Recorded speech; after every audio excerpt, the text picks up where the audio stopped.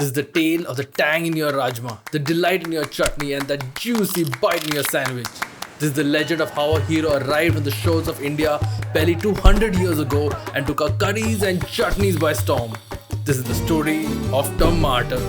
Raised and trained in 700 BC by the Incan tribes of South America, Tamater stayed there for over 2,200 years, spreading its influence across the massive continent.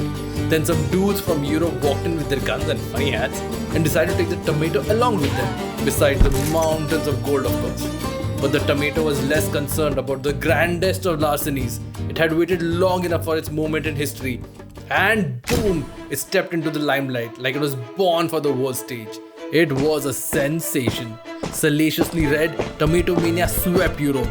The French gave it the fabulous title of Apple of Love, Pomme d'Amour, and the Germans christened it Apple of Paradise. The Italians were enticed by its orange glow of almost ripe tomatoes and called them apples of gold, Pomo d'Oro. Yes, that is what your favorite red sauce pasta is named after. Yet, in the language of its origin, Nuhatl, it was simply called tomatl, the swelling fruit.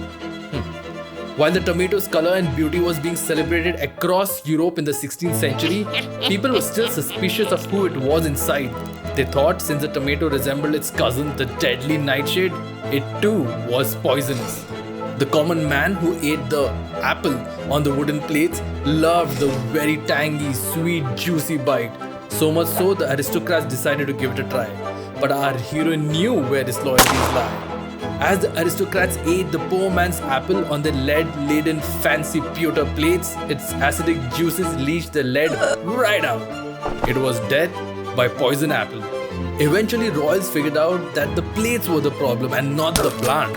And once they realized that the tomato was safe, it spread all across Europe for its delicious taste by the 17th century. Now that it had conquered Europe from soups to pastas, it was time to set sail. While the tomato had already hitched a ride to India with the Portuguese traders in the 16th century, it was primarily grown for the British to enjoy for over 200 years. To this day, Bengalis call tomato Vilaiti Begun, the foreign eggplant. It was only in the 18th century that we discovered its sour taste. And boy, it was love at first bite. It brought into our lives a tangy sourness. Its natural thickening and emulsifying qualities made our curries luscious. So that's the story of how the Incan Tamater reached your kitchen. And if you thought it had been famous before, it was yet to meet India's fandom.